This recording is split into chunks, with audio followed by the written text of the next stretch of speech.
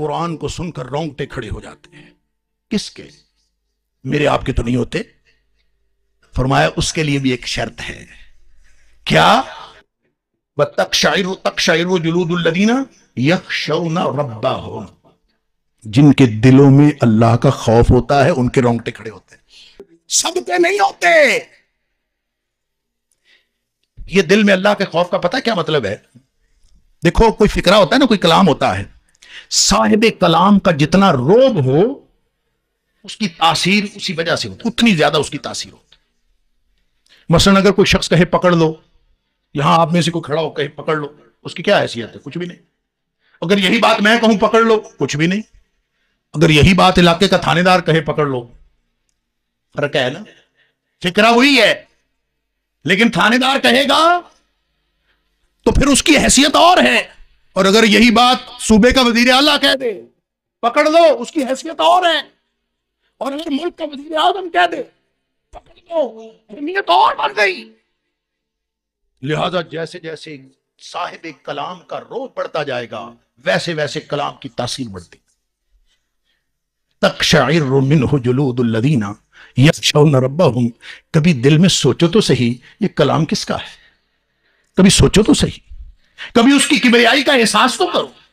جب یہ احساس دل میں خشیت آ جائے گی، اللہ کا رعب دل میں آ جائے گا، ایک ایک فکرہ دل کے اوپر اثر کرے، پھر رونگٹے کھڑے ہوں. لہذا نہ ہمیں کبھی یہ سوچا اس کا کلام ہے، وہ کیسے کہہ رہا ہے، کیوں کہہ رہا ہے، کس کو کہہ رہا ہے. نہ کبھی ہم نے سوچا، نہ دل میں روب پیدا ہوا، نہ کبھی ہمارے رونگٹے کھڑے. کبھی یہ سوچ کے دیکھیں، کبھی اللہ کی خشیت دل میں بٹھا کے پھر قرآن سنیں. تقشعر منہ جلود الذین یخشون ربہم چیلنج ہے قرآن کا. جس کے دل میں اللہ کی خشیت ہے اس کے رونگٹے کھڑے ہو جاتے ہیں. اللہ کرے کس دن رونگٹے کھڑے ہو گئے نا، بس یہ کلک ہونی ہے، پھر باقی ہدایت کا عمل آٹومیٹک شروع ہو جانا. یہ ایسا کتاب، ایسا قرآن ہے، ایسا معجزہ ہے. ایک دم کلک ہو گئی نا. فرمایا ثم تلین جلودہم وقلوبہم الی ذکر اللہ. پھر سارا کام خود ہی ہو جاتا ہے، دل بھی جھک پڑتے ہیں، جسم بھی جھک پڑتے ہیں اللہ کی یاد کی طرف. بس جس دن یہ کام ہو گیا، ذالک ھدی اللہ یہدی بہ من یشاء. یہی وہ ہدایت ہے اللہ جسے چاہتا ہے عطا کرتا. اللہ کرے ہمیں بھی وہ ہدایت مل جائے. اور یہ منزل مقصود والی ہدایت مانگا کرو. جب ہم کہتے ہیں نا اہدنا الصراط المستقیم، اس یہ ترجمہ نہ کیا کرو ذہن میں کہ اللہ ہمیں سیدھا رستہ دکھایا تو اس نے ہوا ہے. اللہ ہمیں سیدھے رستے پر چلا، اللہ ہمیں سیدھے رستے پر لے جا، اللہ ہمیں سیدھے رستے پر چلاتے ہوئے منزل مقصود پر پہنچا دے. یہ ترجمہ ذہن میں رکھا کرو. اور پھر یہ قرآن کیسے پہنچاتا ہے؟ قرآن منزل مقصود پہ پہنچاتا ہے. ماننے والوں کو بھی یہ قرآن جو ہے نا، نبی کریم صلی اللہ علیہ وسلم نے فرمایا، سن لیجئے مسلمانوں، نبی پاک صلی اللہ علیہ وسلم مجھے اور آپ کو ارشاد فرما رہے ہیں، القرآن حجت لک او علیک. یہ قرآن تم سب کے لیے دلیل اور حجت ہے. بس فرق یہ ہے کسی کے حق میں حجت ہے، کسی کے خلاف حجت ہے. کسی کے حق میں، کسی کے خلاف. کیا میرا اور آپ کا قرآن کے ساتھ ایسا تعلق ہے کہ یہ قرآن ہمارے حق میں قیامت والے دن حجت بن سکے؟ اگر یہ حق میں حجت نہیں ہے تو اس نے خلاف حجت بننا ہے. اور جو حق میں حجت بن گیا اس نے جنت میں پہنچا دینا ہے، جو خلاف حجت بن گیا اس نے جہنم میں پہنچا دینا. اللہ اکبر. تفصیل کا موقع نہیں ہے، تفسیر علماء بیان کرتے رہتے ہیں، میں صرف منزل مقصود کی بات کر دیتا ہوں. کس منزل پہ قرآن پہنچاتا ہے؟ حق ادا کر دیا. 5 حق ہیں قرآن کے: ایمان رکھنا، پڑھنا، سمجھنا، عمل کرنا، آگے پہنچانا. خیرکم من تعلم القرآن وعلمہ. جو پڑھتا اور پڑھاتا ہے، سیکھتا اور سکھاتا ہے، اس سے تو بہتر کائنات میں کوئی انسان ہے ہی نہیں. خیرکم، جو قرآن سے جڑ گیا وہ خیرکم ہو گیا، ان میں سے سب سے بہترین ہو گیا. اللہ اکبر. قرآن بھلا کہاں نازل ہوا ہے؟ قرآن، اس کے ساتھ جڑنے والی ہر چیز عظیم ہوئی ہے. قرآن نبی پاک صلی اللہ علیہ وسلم کے سینہ اطہر پہ، آپ کے قلب اطہر پہ نازل ہوا. علی قلبک لتکون من المنذرین. نبی پاک صلی اللہ علیہ وسلم کے قلب اطہر پہ نازل ہوا. نبی پاک صلی اللہ علیہ وسلم اللہ کے بعد کائنات کی سب سے عظیم ہستی بن گئے. مکہ مکرمہ میں نازل ہوا، بہترین شہر بن گیا،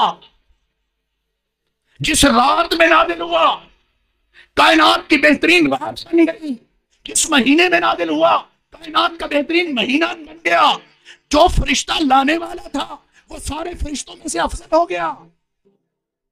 یعنی قرآن کے ساتھ جڑنے کی بات ہے، یہ ایسا پارس کا پتھر ہے جو اس سے جڑ گیا وہ کندن بن گیا۔ اللہ اکبر۔ فرمایا یہ حدیث سنی ہوئی ہے نا، یقال لصاحب القرآن اقرأ وارتقی، صاحب قرآن کو کہا جائے گا، قرآن والے کو، قرآن کے ساتھی کو، ہم اس کا ترجمہ کرتے ہیں حافظ قرآن کو کہا جائے۔ سن لیجئے، صاحب قرآن قرآن کا ساتھی ہوتا ہے، حافظ قرآن بھی صاحب قرآن ہو سکتا ہے اور غیر حافظ قرآن بھی قرآن کا ساتھی ہو سکتا ہے۔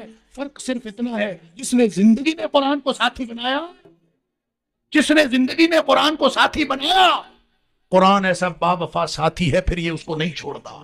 نبی اکرم صلی اللہ علیہ وسلم نے فرمایا یقال لصاحب القرآن اقرأ وارتقی، قیامت والے دن جنت میں صاحب قرآن کو کہا جائے گا، قرآن کے ساتھی کو کہا جائے گا، قرآن والے کو کہا جائے گا۔ تو کیا ہم قرآن والے ہیں؟ کیا قرآن کو ہم نے اپنی زندگی کا ساتھی بنایا ہے؟ جس نے قرآن کو یہاں زندگی کا ساتھی بنا لیا، یہ پھر کسی کو نہیں چھوڑتا، یہ با وفا ساتھی ہے۔ مسلم شریف کی حدیث ہے، فرمایا اقرأ القرآن، نبی پاک صلی اللہ علیہ وسلم نے صحابہ سے کہا، اور صحابیو قرآن پڑھتے رہا کرو، انہو یاتی یوم القیامت شفیعت اصحابہ، یہ قیامت کے دن اپنے ساتھیوں کی شفاعت کرتا ہوا آئے گا۔ کس کی؟ اپنے ساتھیوں کی، صاحب کی۔ بناؤ نا صاحب اس کو، بناؤ نا ساتھی اس کو۔ تم کہتے ہو قرآن سمجھ میں نہیں آتا، آئے کیسے؟ اس سے واقفیت رکھی، سمجھ لو۔ آپ دنیا میں زندگی میں کسی شخص کے ساتھ دن میں چاہے 5 وقت ملتے ہو، سلام دعا، سرسری سی ملاقات، السلام علیکم، بس گھر کو چلے گئے، السلام علیکم، گھر کو چلے گئے، ساری زندگی آپ ملتے رہو، کبھی بھی آپ کو اس سے تعارف نہیں ہو سکتا وہ کون ہے اور آپ کون ہے۔ اور اگر اس کے ساتھ کوئی وقت گزارو اکیلے بیٹھ کے، اس سے پوچھو تم کون ہو، اپنا آپ بتاؤ میں کون ہوں، کسی سے ایک رات تنہائی میں گزار لو، وہ اپنی ساری زندگی کا کچا چٹھا آپ کو بتا دے گا اور آپ سے سارے راز بھی بتانے کا موقع دے گا۔ تو کبھی قرآن کے ساتھ بھی تنہائی میں بیٹھو نا۔ قرآن کے ساتھ جس نے تنہائی میں وقت نہیں گزارا، یہ قرآن اس کو اپنا ساتھی کیسے بنائے؟ قرآن اس کو اپنا ساتھی بناتا ہے، اپنے راز اس کو دیتا ہے جو اس کے ساتھ وقت گزارتا۔ پہلے تنہائی میں وقت گزارتے، یا یوں سمجھ لیجئے کہ ساری زندگی ایک آدمی سمندر کی تہہ پہ تیرتا رہے، سمندر کی سطح پہ تیرتا رہے، وہ کبھی ہیرے جواہرات کو پہنچ سکتا ہے؟ وہ ہیرے جواہرات ملتے ہیں اس میں غوطہ لگانے سے۔ قرآن کے سطحی طور پر آپ اوپر پھرتے رہیں، آپ ہیرے جواہرات تک نہیں پہنچ سکتے۔ ساتھی بنائے قرآن کو۔ فرمایا یقال لصاحب القرآن اقرأ وارتقی، صاحب قرآن کو کہا جائے گا پڑھتا جا اور چڑھتا جا، اور ساتھ فرمایا اور ٹھہر جا، آہستہ آہستہ پڑھنا، ورتل کما کنت ترتل فی الدنیا، اسی طرح ٹھہر ٹھہر کے پڑھنا جس طرح تو دنیا میں ٹھہر ٹھہر کے پڑھتا تھا۔ چڑھتا جا، پیدل تھوڑی چڑھنا ہے، وہاں زینے لگے ہوں گے، یہاں الیکٹرک زینے، لفٹیں پتہ کتنی تیز لگی ہوئی ہیں، بڑے بڑے پلازوں کے اندر، بڑی بڑی ملٹی سٹوری بلڈنگز کے اندر دنیا کی لگی ہوئی لفٹیں۔ میں ایک جگہ گیا، انہوں نے بتایا یہ 1 سیکنڈ میں 4 منزلیں طے کر جاتی ہے، 1 سیکنڈ میں 4 منزلیں، اتنی تیز۔ اور وہ 44ویں منزل میں ہم نے جانا تھا، اور یوں اس نے دبایا اور یوں ہم باہر نکلے تو سارا شہر نیچے آیا پڑا ہے، ہم حیران ہو گئے۔ یہ تو دنیا کے زینے ہیں، جنت کے زینوں کی تیزی کا عالم کیا ہوگا؟ وہاں جب ٹھہر ٹھہر کے قرآن پڑھتا جائے گا اور وہ زینے جا رہے ہوں گے، ایک لمحے میں کتنا وہ اس کے کتنے درجے اوپر جا رہا ہوگا۔ نبی کریم صلی اللہ علیہ وسلم نے فرمایا جنت میں 1 درجے کا فرق پڑ گیا نا، 1 درجے کا، تو نچلے درجے والے اپنے سے اوپر والے درجے کو یوں دیکھیں گے جیسے ہم سورج چاند ستاروں کو دیکھتے ہیں۔ 1 درجے کا فرق پڑ گیا۔ تو جب قرآن پڑھنے والا ٹھہر ٹھہر کے، مٹک مٹک کے، سمجھ سمجھ کے، لہک لہک کے قرآن پڑھ رہا ہوگا، اور زینے جنت کے زینے کتنے تیزی سے چڑھ رہے ہوں گے تو اس کا مقام کتنا بلند ہوگا. اللہ اکبر. حق دینے والے کو کہاں مقام ملا؟ اللہ اکبر. غالباً جنت الفردوس ہی ہوگا، اس لیے کہ نبی کریم صلی اللہ علیہ وسلم نے فرمایا جنت الفردوس سے اونچی کوئی جنت نہیں، اس سے اوپر بس اللہ کا عرش ہے، ساری نہریں بھی اسی سے نکلتی ہیں، لہذا اللہ سے جب مانگنی ہو تو جنت الفردوس مانگا. اللہ. دوسری طرف بخاری اور مسلم کی لمبی حدیث ہے، میں صرف مختصر کر کے آخری ٹکڑا عرض کر دیتا ہوں. نبی پاک صلی اللہ علیہ وسلم فرماتے ہیں کہ جب جنت جہنم کا یہ ماحول یہ بتاتا ہے حدیث کا کہ جنت جہنم کا فیصلہ ہو چکا ہوگا. نبی پاک صلی اللہ علیہ وسلم فرماتے ہیں میری بہت ساری امت جہنم میں جل رہی ہوگی، میں اللہ کے سامنے سجدے میں گر جاؤں گا، جب تک اللہ چاہے گا میں اللہ کی کبریائی بیان کروں گا، تحمید و تقدیس کروں گا. جب اللہ چاہے گا مجھے اللہ فرمائے گا کہ اے محمد صلی اللہ علیہ وسلم اپنا سر اٹھاؤ، مانگو کیا مانگتے ہو. میں عرض کروں گا اللہ کے رسول صلی اللہ علیہ وسلم میری امت جہنم میں جل رہی ہے، ان کو نکال کے جنت میں ڈال دے. نبی پاک صلی اللہ علیہ وسلم فرماتے ہیں مجھے اللہ ایک نشانی مقرر کر دے گا، جا اس نشانی کے جتنے لوگ ہیں ان کو جہنم سے نکالو، جنت میں ڈال دو. میں ڈال دوں گا، ابھی بھی میری بہت ساری امت جہنم میں رہ جائے گی، پھر سجدے میں گروں گا، پھر جب تک اللہ چاہے گا میں اسی طرح سے اللہ کی حمد و ثنا بیان کرتا رہوں گا. پھر اللہ فرمائے گا سر اٹھاؤ، مانگو کیا مانگتے ہو. میں پھر عرض کروں گا اللہ کے رسول صلی اللہ علیہ وسلم جہنم سے میری امت کو نکال کر جنت میں ڈال دے. اللہ تعالیٰ کم تر نشانی بیان کر دیں گے، میرٹ لو ہو جائے گا، جا اس نشانی کے بھی جتنے لوگ ہیں نکال کے جنت میں ڈال. فرمایا میں ان نشانی کے لوگوں کو بھی جنت میں ڈال دوں گا، میری امت ابھی بھی بہت ساری جہنم میں رہ جائے. تیسری دفعہ پھر میں سفارش کروں گا، تیسری دفعہ پھر مجھے اذن ہوگا اللہ کی طرف سے، اور اللہ تعالیٰ میرے لیے اتنی چھوٹی نشانی بیان کر دیں گے، مقرر کر دیں گے کہ مجھے لگے گا کہ اب تو میں ساری امت کو نکال لوں گا. لیکن فرمایا کہ جب میں اس نشانی کے لوگوں کو بھی نکال لوں گا تو میری امت ابھی بھی جہنم میں رہ جائے گی. اللہ. 3 دفعہ نبی کریم صلی اللہ علیہ وسلم کی شفاعت کے بعد بھی فرمایا یہ بھلا کون رہیں گے؟ فرمایا ما باقیہ، کوئی نہیں بچے گا الا من قد حبسہ القرآن. اب وہ بچیں گے جن کو قرآن روک لے گا کہ یہ میرے مجرم ہیں. اے حبیب صلی اللہ علیہ وسلم آپ کی شفاعت بھی ان کو فائدہ نہیں دے سکتی.